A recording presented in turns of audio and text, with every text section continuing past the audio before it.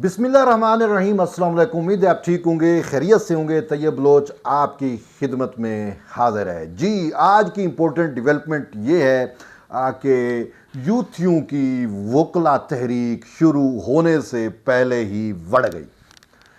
मुजवज़ानी तरमीम पर उन्होंने सोचा था कि हम जो है वो एक तहरीक चलाएंगे, पाकिस्तान भर के वकला को इकट्ठा करेंगे और जो है वो हुकूमत पे प्रेशर डालेंगे और कहेंगे जी ये कॉन्स्टिट्यूशनल कोर्ट कायम ना की जाए, ये तरामीम ना की जाए और इमरान प्रोजेक्ट के जजेस का मक्खू ना टपा जाए, बल्कि उनको सुप्रीम कोर्ट, हाई कोर्ट में खुली छूट दे दी जाए और वो मनमानी में जो मर्जी आए करते रहें, कोई उनको पूछने वाला ना हो।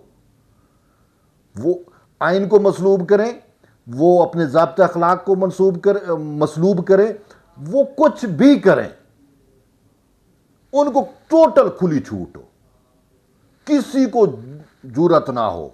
इस हवाले से जी आपको याद होगा वो हामिद खान, ठीक है, जो इस तहरीक इंसाफ का सेनेटर भी है ना, ठीक है। अच्छा, मज़े की बात यह है कि जितने भी वकला हैं पीटीआई के जिनके पेट में मरोड़ उठ रहा है इस तरमीम के खिलाफ, वो सारे के सारे जो हैं वो मुस्तफीद हैं। कोई सेनेटर है, कोई एमएनए बना हुआ है। अब वो कह रहे हैं और भाई ये कि वकला जो हैं, जो बेचारे प्रोफेशनल वकला हैं, वो ऐसे ही आपकी बातों में आ जाएंगे। बहरहाल उन्होंने जी मुल्क भर में तहरीक चलाएंगे। मुनीर मलिक रिस्पेक्टेबल हैं, मैं उनकी रिस्पेक्ट करता हूँ। मुनीर मलिक कराची से, फैसल सिद्दीकी साहब कराची से, ठीक है, ये आबिद ज़ुबैरी और इस टाइप के, इधर से हामिद खान और क्वेटा, ये इन्होंने अपना तौर पे एक पूरी अटैम्प्ट की कि किसी तरीके से कुछ भी किया जाए, हुकूमत को फोर्स कर दिया जाए और वकला तहरीक शुरू कर दी जाए और आइनी तरमीम ये करेंगे तो वकला को रोडों पे लेके आ जाएंगे। और वो जो किसी दौर में आप चले जाएं अदलिया आज़ादी तहरीक और इसको इस तरीके से ये, अच्छा ये जो वकला तहरीक है ना, ये आज की नहीं है, ये इनकी हमेशा कोशिश रही। तरीके अदम एतमाद के वक्त भी इनकी कोशिश थी और बंदियाल के टाइम भी इनकी कोशिश रही कि वकला तहरीक शुरू की जाए। अच्छा, उस पर इन्वेस्टमेंट भी की गई। उस टाइम तो सुप्रीम कोर्ट बार एसोसिएशन का सदर आबिद ज़ुबैरी इनके पास था और वो क्या नाम है अपना लतीफ़ खोसा जो डाइवर्ट हुए, ये सारा कोच एतजाज़ एहसन लतीफ़ खोसा, इन्होंने इमरान खान को बचाने के लिए उसको आस दिलाई थी कि हम वकला तहरीक शुरू करेंगे। उस टाइम भी नाकाम हुई और अब अब ये जो 26वीं तरमीम है इसके बुनियाद पे भी इनको एक इशू मिल गया ना वकीलों के अंदर, इन्होंने उसको जो है ये अदली आज़ादी को मसलूब करने की कोशिश है, ये फला। ओ भाई, वकील जो है ना, वो आज का वकील सियाना है, उसको पता है जज का ज़ाब्ता अखलाक क्या कहता है, उसको पता है आईने पाकिस्तान में क्या लिखा हुआ है और उसको पता है कि इमरान प्रोजेक्ट के जजेस जो हैं वो किस तरीके से सहूलतकारी कर रही हैं। क्या ये वकील को नहीं पता? कोई भी प्रोफेशनल वकील है उसको सब पता है। और आज आप इन इमरान प्रोजेक्ट जजेस को बचाने के लिए और जो, अच्छा ये जी आईनी अदालत जो है वो पैरेलल अदालत है, वो भाई इसी आईनी अदालत पे आपके महात्मा, क्या नाम है उसका, इमरान खान, उसके तो 2006 में दस्तखत हैं। बीबी शहीद के साथ बैठ के उसने दस्तखत किए थे और आईनी अदालत के क़याम को इंडोर्स किया था और कहा था कि ये होनी चाहिए। आप वो कैसे मुकर सकते हैं? आज ये टाइमिंग ठीक नहीं है। वो भाई और कौन सी टाइमिंग हो, ये वक्त का तकाजा है। मैं देखें, मेरे व्यूअर जानते हैं, आप जानते हो कितने अरसे से हम कह रहे हैं कि ये it is the need of time, ये वक्त का तकाजा है। और वक्त के तकाजे पे जो नहीं करता ना, उसके पे पूरा नहीं उतरता, वक्त उसको कुचल के रख देता है। और यही मैं कह रहा हूँ कि हुकूमत को सोचना है और हुक्मरान इत्तेहाद में दीगर जमातों को सोचना है कि वक्त के तकाजे के ऊपर, ऑलरेडी 2006 में आपने नहीं किया, आप पछता रहे हो। आज भी अगर आप नहीं कर सकोगे तो फिर भूल जाओ ये आईनी अदालतों का क़याम और इन सारी चीज़ों को। बात यह है कि हामिद खान ने उस दिन जब ये मुजवज़ा ड्राफ्ट और वो सारा कुछ, और यूथियों ने कहा जी ये हमारी फतह है, तरमीम होनी थी, नहीं हो गई, और ये वो सारा कुछ आपके सामने है, ठीक है। तो उन्होंने हर मुमकिन बेतीरा कोशिश की ना इस पूरे मामले को इशू बनाने के लिए। और उस दिन सुप्रीम कोर्ट के सामने ये जो रोस्टर है मीडिया, इस रोस्टर पे खड़े होकर हामिद खान ने पूरी एक तहरीक चलाने का ऐलान किया, सारा कुछ किया।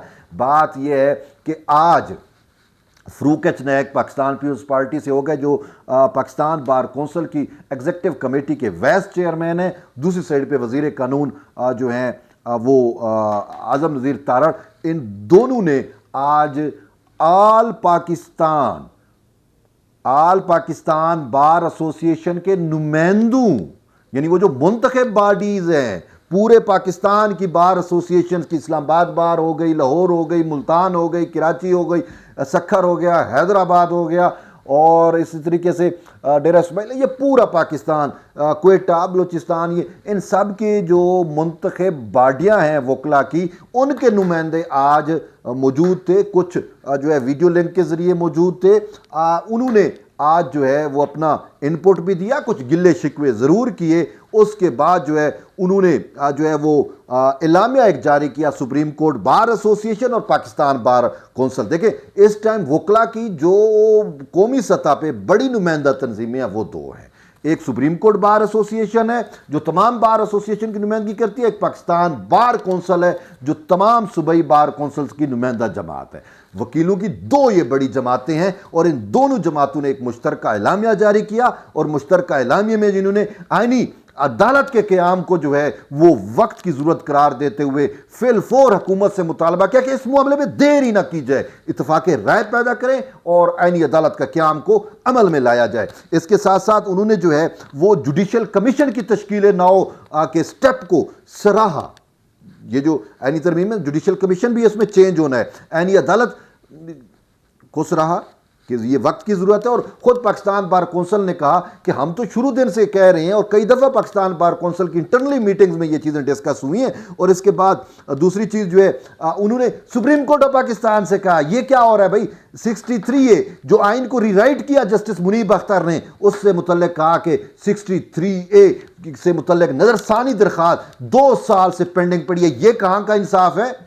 पीटीआई आती है तो फौरन समाअत उसकी हो जाती है, मुस्लिम लीग नजरसानी दरख्वास्त दायर करती है वो भी समाअत नहीं होती, और 63A पे नजरसानी पे साम बन के बैठ गए। 2 साल से वो समाअत के लिए नहीं लगाई गई। जब काजी साहब ने लगाने की कोशिश की, जस्टिस मंसूर अली शाह और मुनीब अख्तर ने छुट्टियों पे का बहाना करके उसको समाअत ही नहीं होने दी। तो 63A, वैसे हुकूमत 63A में भी तब तरमीम कर रही है, और वो ये है कि वोट तो शुमार होगा लेकिन कंसिक्वेंसेस बर्दाश्त करने पड़ेंगे जो पहले सिस्टम था। लेकिन मुनीब अख्तर ने जो है उस टाइम तहरीक इंसाफ की और परवेज इलाही को लाहौर के तख्ते लाहौर पे बिठाने के लिए 63A को जो है वो रीराइट करते हुए कहा था कि वोट भी शुमार नहीं होगा।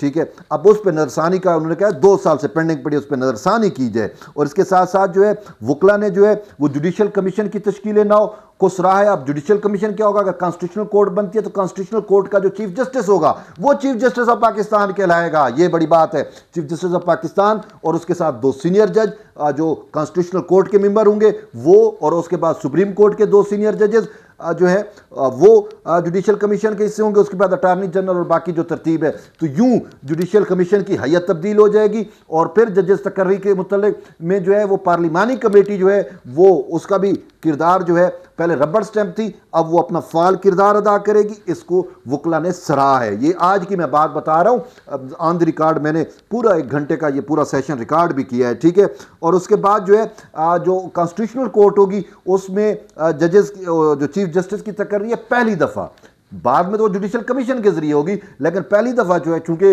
वो चीज़ मौजूद नहीं है तो नहीं होगी, तो उसके लिए चीफ जस्टिस की जो तैनाती है वो वज़ीर आज़म, वो जो है जुडिशल कमीशन की उसमें मामलत ज़रूर होगी, वज़ीर आज़म को असिस्ट करेगा। उसके बाद जो है वो सदर और वज़ीर आज़म मुशावरत से चीफ जस्टिस ऑफ पाकिस्तान लगाएंगे जुडिशल उसका आईनी अदालत का। और मंसूर अली शाह का बेशक आप नोटिफिकेशन आप कर दें, हमें एतराज़ नहीं है। Mansoor Ali Shah chief justice supreme court होंगे बस, और नहीं।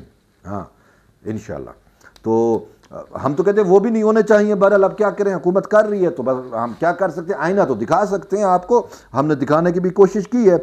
अच्छा, उसके बाद जो है वकला ने जो है वो जजेस का जो ट्रांसफ़र है और तकर्रुर है, तबादले, इस सब को सराहा है। ठीक है, और उम्र के हवाले से थोड़े से खदशात थे, इस हवाले से सुप्रीम कोर्ट बार की कमेटी भी बनेगी जो अपनी मजीद इनपुट देगी।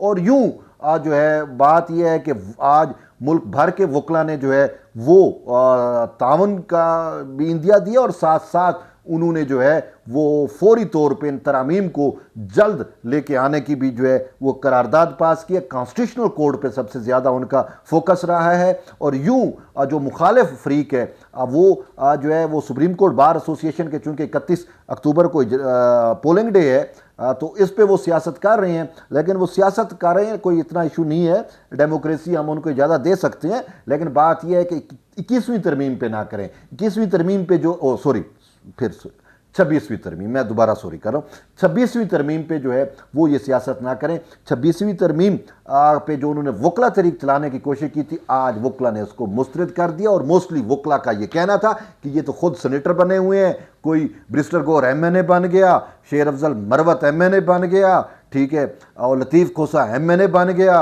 और उधर से जो है अपना क्या नाम है ये हामिद खान जो रूह रवां है वो सेनेटर बन गया, ठीक है ना। तो ये सारे कुछ इन्होंने तो फ़ायदे उठाए हुए हैं और ख़ुद अब ये वकला इनको याद आ गए हैं, ठीक है। तो वो उनका एजेंडा रिजेक्ट हो गया, ये सबसे बड़ी खुशआइंद बात है। लेकिन इसके साथ साथ एक और अहम चीज़ है, वो ये है कि पाकिस्तान पीपल्स पार्टी के चेयरमैन बिलावल भुट्टो जरदारी ने भी वकला को जो है मोबिलाइज करने जा रहे हैं। और इस हवाले से आज उन्होंने जो है पाकिस्तान लॉयर्स फोरम जो है PLF, पीपल्स लॉयर फोरम जो है उस के नुमाइंदों से मुलाकात की और कल 5 बजे जो है वो जरदारी हाउस में जो है वो पीपल्स लॉयर फोरम के वफद से वकला से बल्कि उनका एक लाइव खिताब भी है। तो देखते हैं वो इस चीज़ को कैसे देखते हैं। लेकिन बात यह है कि अब 26वीं तरमीम और कॉन्स्टिट्यूशनल कोड का क्या और ये सारी चीज़ों का जो बेड़ा है वो अब पाकिस्तान पीपल्स पार्टी के नौजवान चेयरमैन बिलावल भुट्टो जरदारी ने उठा लिया है। और बिलावल की क़यादत में हमें अब कोई वो नहीं है कि ये मंजूर नहीं होगी, इंशाल्लाह मंजूर होगी। आज वज़ीर कानून ने जिस तरीके से कहा, फ़रूक एच नैक ने जिस तरीके से कहा, जिस तरीके से वकला ने इसकी सपोर्ट की है, तो होपफुली जब 2/3 भी अब इंशाल्लाह पूरी होगी, मुल्ला फजल रहमान को भी ऑन बोर्ड ले लिया जाएगा और बाकी भी पार्लिमानी पार्टियां जो हैं वो अपनी ज़रूर सपोर्ट करेंगी और ये इत्तफाक़ राय से जो है वो पास होगी, 2/3 से पास होगी। और इसका क्रेडिट जो है अगर पास होती है तो इसका क्रेडिट बिलावल भुट्टो जरदारी को जाएगा। अभी देखते हैं मामलात कैसे चलते हैं। तो बहरहाल जो ही कोई अपडेट होगी मैं आपको आगाह करूँगा। उस वक्त तक जुड़े रहिए तैयब बलोच के साथ। मिलते हैं एक नई वीडियो में, तब तक ले इजाज़त दें। अल्लाह।